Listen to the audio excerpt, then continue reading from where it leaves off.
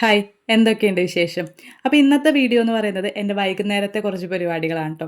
അപ്പോൾ ഞാൻ വൈകുന്നേരമൊക്കെ ആയിക്കഴിഞ്ഞപ്പോൾ മോളെ കൂട്ടിയിട്ടൊന്ന് പുറത്തേക്ക് പോയിട്ടോ. ഞങ്ങൾ സാധാരണ ദിവസങ്ങളിൽ ഇങ്ങനെ ഒന്ന് റൗണ്ട് അടിക്കാനായിട്ട് പോവാറുണ്ട്. ഇവിടെ ഞങ്ങൾക്കങ്ങനെ വേറെ മലയാളികൾ അങ്ങനെയൊന്നുമില്ല ട്ടോ. എല്ലാവരും തമിഴ് ആളുകളൊക്കെ തന്നെയാണ്. അപ്പോൾ അതുകൊണ്ട് ഇവിടെ നമുക്ക് വേറെ അങ്ങനെ ഒരു എൻ്റർടൈൻമെൻറ്റോ അല്ലെങ്കിൽ നമുക്ക് വർത്താനം പറയാൻ അങ്ങനെയൊന്നും ആളില്ലാത്തതുകൊണ്ട് ഞങ്ങളിങ്ങനെ വൈകുന്നേരം ആകുമ്പോൾ ഒന്ന് റൗണ്ടൊക്കെ അടിച്ച് വരാറുണ്ട്. അങ്ങനെ പുറത്തൊക്കെ ഒന്ന് പോയി കറങ്ങി കുറച്ച് പച്ചക്കറിയൊക്കെ മേടിച്ച് ഞങ്ങൾ തിരിച്ചു വന്നു ട്ടോ. അപ്പോൾ ഇനി അടുത്ത പണി എന്ന് പറയുന്നത് ഈ പച്ചക്കറിയൊക്കെ ബോക്സുകളിലാക്കി വെക്കുക എന്നുള്ളതാണ് ട്ടോ. ഇങ്ങനെ ബോക്സുകളായിട്ട് വെക്കുകയാണെങ്കിൽ ഇത് കുറച്ചധികം നാൾ കേട് വരാതെ ഇരിക്കും. നമ്മൾ പുറത്തുനിന്ന് പാഴ്സലൊക്കെ മേടിക്കുമ്പോൾ കിട്ടുന്ന ബോക്സുകളുണ്ടല്ലോ, അങ്ങനത്തെ ബോക്സുകളിലൊക്കെ ആക്കിയിട്ടാണ് ട്ടോ ഞാനിത് വെക്കുന്നത്. പിന്നെ നിലം ഒന്ന് തുടയ്ക്കാന്ന് വിചാരിച്ച് അങ്ങനെ വീടൊക്കെ ഒന്ന് തുടച്ച് വന്നേ. അപ്പോൾ ദേ ഇരിക്കുന്നു അടുത്ത പണി, ദോശയ്ക്ക് മാവരയ്ക്കണം. നമ്മളെപ്പോഴും പറഞ്ഞു കേട്ടിട്ടുള്ള ഡയലോഗായിരിക്കുമല്ലേ, എടുത്താലും എടുത്താലും തീരാത്ത പണി ഈ വീട്ടിൽ മാത്രമേ ഉള്ളൂ എന്നുള്ളത്. അത് സംഭവം ശരിയാണ് ട്ടോ. ഈ വീട്ടുപണി എന്ന് പറയുന്നത് എടുത്താലും എടുത്താലും ഒരിക്കലും തീരാൻ പോകുന്നില്ല. അങ്ങനെ ആ പരിപാടിയെല്ലാം കഴിഞ്ഞപ്പോഴത്തേക്കും എനിക്കൊരു ചായ കുടിക്കാൻ തോന്നി ട്ടോ. അപ്പോൾ അങ്ങനെ ഒരു ചായയൊക്കെ ഇട്ട് ഞാനൊരു 10 മിനിറ്റ് നേരം വന്നിരുന്ന് ചായയൊക്കെ കുടിച്ചു കേട്ടോ. ഇടയ്ക്കൊരു ബ്രേക്ക് എടുക്കുന്നത് എപ്പോഴും നല്ലതാണല്ലോ. അപ്പോൾ ദേ ക്യാമറയൊക്കെ ഓണാക്കിയപ്പോഴത്തേക്കും മോള് വന്നിരുന്ന് ഭയങ്കര ചിരിയും പരിപാടികളൊക്കെയാണ് കേട്ടോ. അപ്പോൾ അങ്ങനെ ചായ കുടിയൊക്കെ കഴിഞ്ഞു. ഇനി അടുത്ത പണിയിലേക്ക് കിടക്കണം, രാത്രിയിലേക്ക് എന്തെങ്കിലും ഉണ്ടാക്കണം. ഞങ്ങളുടെ വീട്ടിലൊക്കെ ഉണ്ടല്ലോ, ഞങ്ങൾ അങ്കമാലിയിലാണ് എൻ്റെ വീട്. അപ്പോൾ ഞങ്ങൾ ഈ കേരളത്തിൻ്റെ ഒരു മധ്യഭാഗത്തായിട്ട് വരുന്ന ആളുകളായതുകൊണ്ട് ഞങ്ങളുടെ നാട്ടിലൊക്കെ എങ്ങനെയാണെന്ന് വെച്ച് കഴിഞ്ഞാൽ ഞങ്ങൾ ഉച്ചയ്ക്ക് കഴിക്കുന്ന ഭക്ഷണം തന്നെയാണ് വൈകുന്നേരം കഴിക്കുന്നത്. ഞാൻ പണ്ടൊക്കെ വിചാരിച്ചുകൊണ്ടിരുന്നത് എല്ലാവരും ഇങ്ങനെ തന്നെയാണെന്ന് വിചാരിച്ചുകൊണ്ടിരുന്നത്. പക്ഷേ നമ്മളിങ്ങനെ പല നാട്ടിൽ കൂടെ ഒക്കെ പോയി കഴിഞ്ഞപ്പോഴാണ് കേട്ടോ ഈ രാത്രി ചോറ് കഴിക്കുന്ന ആളുകൾ വളരെ കുറവാണെന്നുള്ളത് ഞാൻ മനസ്സിലാക്കുന്നത്. പക്ഷേ ഞങ്ങൾക്കുണ്ടല്ലോ രാത്രി കുറച്ച് ചോറ് കഴിച്ചിട്ട് കിടന്നില്ലെങ്കിൽ എന്തോ വല്ലാത്തൊരു മനപ്രയാസം വരുന്ന ആളുകളാണ് കേട്ടോ.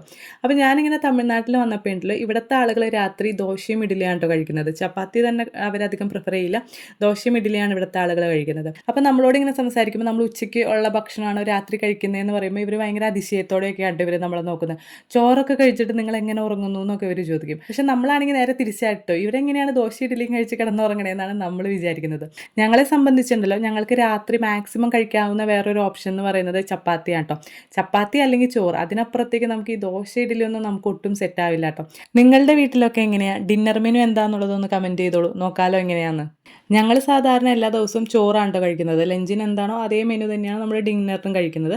പക്ഷേ ഇന്ന് കുറച്ച് ബീഫൊക്കെ ഇരിക്കുന്നുണ്ടായിരുന്നു. അപ്പോൾ ബീഫ് ഒന്ന് കറി വെച്ചിട്ട് ചപ്പാത്തിയൊക്കെ കൂട്ടിയിട്ട് കഴിക്കാമെന്നാണ് ട്ടോ വിചാരിക്കുന്നത്. കൂടെ ചോറും ഉണ്ട് കേട്ടോ. നമ്മൾ ചപ്പാത്തി തിന്നിട്ട് അതിൻ്റെ കൂടെ ഒരു പിടി ചോറും കൂടി കഴിച്ചിട്ടാണ് നമ്മൾ കിടക്കുന്നത്. അല്ലെങ്കിൽ നമുക്ക് ഈ പറഞ്ഞ പോലെ പല മാനസിക പ്രശ്നങ്ങളും അതുണ്ടാക്കും. ഈ നാട്ടിലുണ്ടല്ലോ ഈ റെഡിമെയ്ഡ് ചപ്പാത്തികൾ കിട്ടാൻ ഭയങ്കര ബുദ്ധിമുട്ടാണ്. പണ്ട് ഇവിടെ 1-2 കടകളിലുണ്ടായിരുന്നു.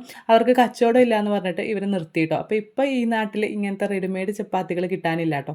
ഇതിപ്പോൾ ഞങ്ങൾ കഴിഞ്ഞ ദിവസം ചെന്നൈ പോയപ്പോൾ മേടിച്ചിട്ട് വന്നതാണ്.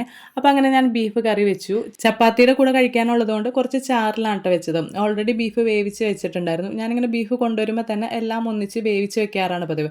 പിന്നെ ആവശ്യത്തിന് എടുത്തിട്ട് അത് കറി വെക്കുക ചെയ്യുന്നത്. അപ്പോൾ ഇന്നിപ്പോൾ നമ്മൾ കുറച്ച് ചാറിലാണ് ട്ടോ വെച്ചിരിക്കുന്നത്. അപ്പോൾ അങ്ങനെ ഈ ബീഫും ചപ്പാത്തിയൊക്കെ കൂടിയിട്ട് കഴിച്ചു. എന്താണെന്നറിയില്ല, ഭയങ്കര ടേസ്റ്റ് ആയിരുന്നു കേട്ടോ. അപ്പോൾ അങ്ങനെ അതൊക്കെ കഴിച്ച് നമ്മുടെ ഒരു ദിവസം കഴിഞ്ഞു. ഇതൊക്കെയാണ് അപ്പോൾ ഇന്നത്തെ വിശേഷങ്ങൾ. അപ്പം ശരി, വീഡിയോ ഇഷ്ടപ്പെട്ട് കഴിഞ്ഞാൽ ചാനൽ ലൈക്ക് ചെയ്യാനും സബ്സ്ക്രൈബ് ചെയ്യാനും മറക്കണ്ട കേട്ടോ.